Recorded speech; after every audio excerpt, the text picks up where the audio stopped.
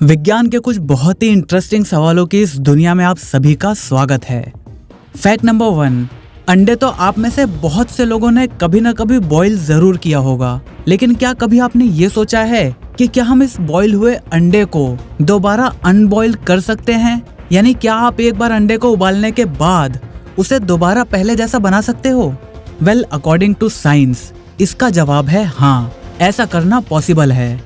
अंडे को अनबॉईल कैसे करेंगे, ये जानने से पहले हम अंडे को बॉईल करते समय उसमें होता क्या है, पहले उसे जान लेते हैं। अंडे का एग व्हाइट और योक मेनली प्रोटीन से बने होते हैं और प्रोटीन एक लॉन्ग मॉलिक्यूल होता है जो अमीनो एसिड से मिलकर बना होता है। आप इसे एक चेन की तरह भी इमेजिन कर सकते हो, जिसमें चेन एक प्रोटीन मॉलिक्यूल है और जिन छोटे छोटे पार्ट से मिलकर वो चेन बनी है उसे आप अमीनो एसिड मान सकते हो।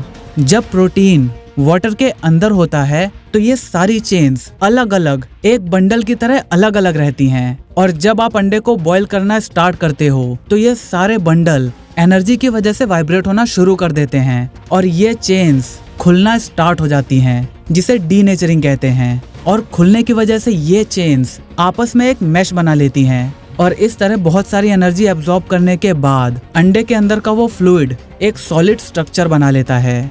अब अंडे को अनबॉईल करने का मतलब है कि वो जो प्रोटीन की चेन्स खुलने की वजह से जो मैश बना है, हमें उस मैश को दोबारा सेपरेट करके अलग अलग बंडल्स की फॉर्म में बना देना है। और ऐसा करने के लिए इस्तेमाल किया जाता है यूरिया का। यूरिया सॉल्यूशन इन चेन्स को अलग अलग कर देता है और इन चेन्स की एक बहुत ही खास बात ये है कि जैसे ही आप इसे अलग करते हो, ये दोबारा नेचुरली फोल्ड होकर अपने आप ही अपना बंडल बनाना शुरू कर देता है। तो अब अगली बार अगर आपसे कोई पूछे कि क्या आप एक बॉइल्ड अंडे को अनबॉईल कर सकते हो, तो आपको इसका जवाब पता है। फैक्ट नंबर 2, क्या आपने कभी सांस रोकने की कोशिश करी है और क्या आपने कभी नोट किया है कि आप कितनी देर तक इसे कर पाए हो? वेल, अगर आपने ऐसा नहीं किया तो मेरी पर्सनल एडवाइस यही है कि आप इसे कभी भी ट्राई मत करना, क्योंकि ऑक्सीजन की कमी सबसे पहले आपके दिमाग पे होती है और अगर आपके ब्रेन को 30 से 180 सेकंड तक ऑक्सीजन ना मिले तो आपकी कॉन्शियसनेस धीरे धीरे कम होने लगेगी। लगभग 1 मिनट बाद ऑक्सीजन ना मिलने की वजह से आपके ब्रेन सेल्स डिस्ट्रॉय होना शुरू हो जाएंगे और 3 मिनट बाद आपके दिमाग के डैमेज होने की प्रोबेबिलिटी सबसे ज्यादा हो जाएगी और 5 मिनट बाद आपकी मौत हो सकती है। और दुनिया का कोई भी इंसान हो, उसने चाहे कितनी भी प्रैक्टिस क्यों न कर रखी हो, इस धरती का कोई भी इंसान 15 मिनट से ज्यादा अपनी सांस को नहीं रोक सकता। फैक्ट नंबर 3, आपकी बॉडी की एनर्जी का 20% अकेले आपका दिमाग इस्तेमाल कर लेता है। इसीलिए आपने कभी नोटिस किया होगा कि अगर आपकी बॉडी में एनर्जी की कमी होती है तो इसका असर आपको सबसे पहले अपने दिमाग में देखने को मिलता है। अब फिर चाहे वो सिर दर्द हो या फिर थकान या फिर एक अजीब सी फीलिंग आने लगती है, कुछ काम करने का मन नहीं करता, बस ऐसा लगता है कि बस पड़े रहो ऐसे ही, कुछ मत करो। तो अगली बार जब भी आपको ऐसा सिर दर्द हो या फिर आपका काम करने का मन ना कर रहा हो, तो इसका मतलब सिंपली ये है कि आपके शरीर में एनर्जी की कमी हो चुकी है और आप तुरंत कुछ खा लो या फिर कुछ पी लो, जिससे आपकी एनर्जी दोबारा रिटेन हो सके और फिर बिना कुछ सोचे अपने काम पर लग जाओ। फैक्ट नंबर 4, अगर आपके पास कार है तो कभी ना कभी आपके साथ ऐसा जरूर हुआ होगा कि आप किसी मॉल गए या फिर कहीं भी किसी ओकेजन पर गए और वहाँ आपने अपनी कार को पार्क कर दिया, लेकिन जब आप वहाँ से वापस आने वाले हो तो आप कंफ्यूज हो जाते हो कि यार मैंने अपनी कार कहाँ पार्क करी थी। और इसके बाद अगर आपके कार में रिमोट कंट्रोल सेंसर है तो आप उसे दबाकर अपने कार की आवाज को सुनने की कोशिश करते हो, लेकिन बहुत बार ऐसा होता है कि रिमोट की रेंज या तो बैटरी की वजह से या फिर किसी और वजह से काफी कम हो जाती है। तो ऐसे कंडीशन में आप क्या करोगे? वेल, अगर ऐसे कंडीशन में आपको अपने रिमोट की रेंज को बढ़ाना है तो आप उसे अपनी चिन के नीचे सटाकर इस्तेमाल कर सकते हो। एक्चुअली इस प्रोसेस में आपका स्कल एक कंडक्टर की तरह काम करेगा और आपकी चाबियों के लिए एक्स्ट्रा एंटीना प्रोवाइड करेगा, जिससे आपके चाबियों की रेंज बढ़ जाएगी। कभी ट्राई करके देखना। फैक्ट नंबर 5, बारिश। ये नाम सुनते ही शायद आपको भी मेरी तरह एक फ्रेशनेस का एहसास होता होगा। एक्चुअली जब पहली बार बारिश होती है तो उसके बाद एटमॉस्फेयर में एक स्मेल फैल जाती है, जिसे हम अपनी मिट्टी की खुशबू भी कहते हैं। और कई लोगों को बारिश सिर्फ इसीलिए पसंद है क्योंकि इसके बाद वो उस खुशबू को एंजॉय कर पाएंगे। लेकिन क्या आपको पता है कि साइंटिस्ट ने इस स्मेल को एक नाम भी दिया है, पेट्रिकॉर। लेकिन पानी की तो कोई स्मेल होती ही नहीं है, और बारिश के बाद क्या सच में जो खुशबू आती है वो हमारे मिट्टी की ही होती है? एक्चुअली ये खुशबू मेनली 3 चीजों की वजह से आती है। नंबर 1, जमीन में पाए जाने वाले बैक्टीरिया एंटीनोमाइसाइट्स। ये सूखी मिट्टी में पोर्स बना देते हैं, और जब बारिश होती है तो ये पोर्स पानी से डिस्प्लेस हो जाते हैं और हवा में मिल जाते हैं, और इस तरह हम इन्हें स्मेल कर पाते हैं।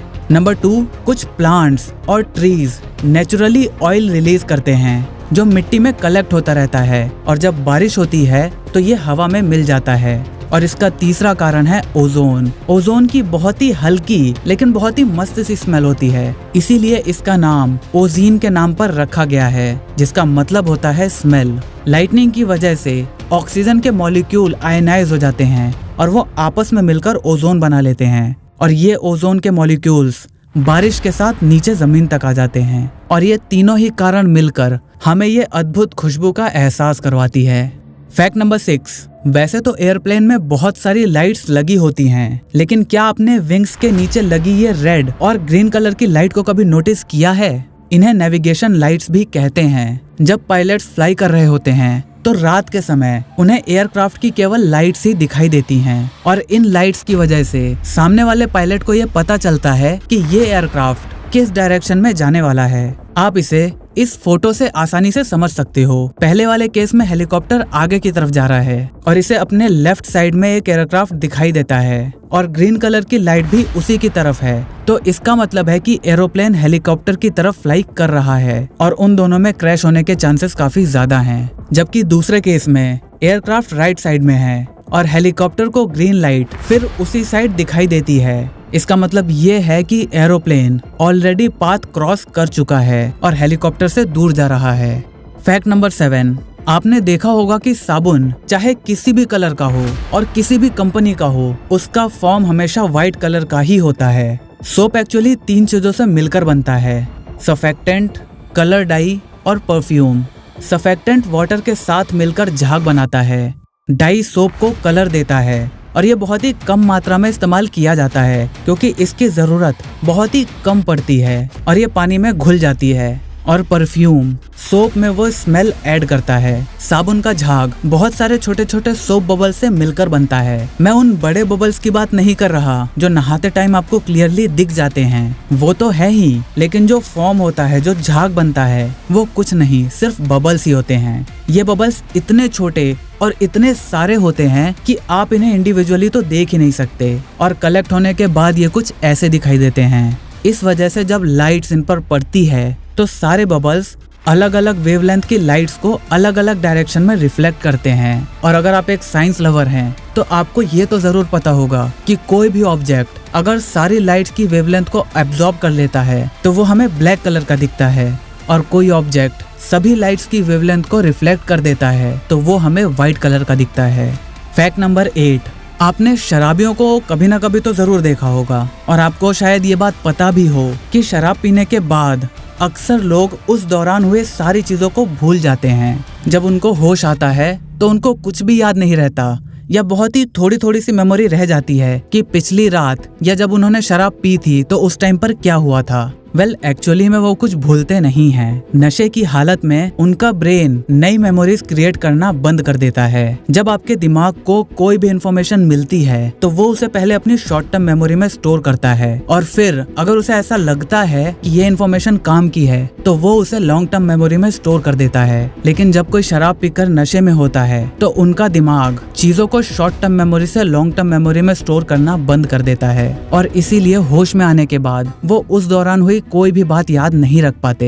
फैक्ट नंबर 10, आपने मूवीज और टीवी सीरियल्स में कहीं ना कहीं ऐसे सीन्स तो जरूर देखे होंगे जहां एक इंसान को एक ड्रग देकर उसे इन्वेस्टिगेट किया जाता है, यानी उससे पूछताछ की जाती है, और उस सीरम की वजह से वो इंसान सिर्फ सच बोलता है। क्या रियल लाइफ में भी कोई ऐसा ड्रग मौजूद है जिसे लेने पर आप केवल सच बोलो?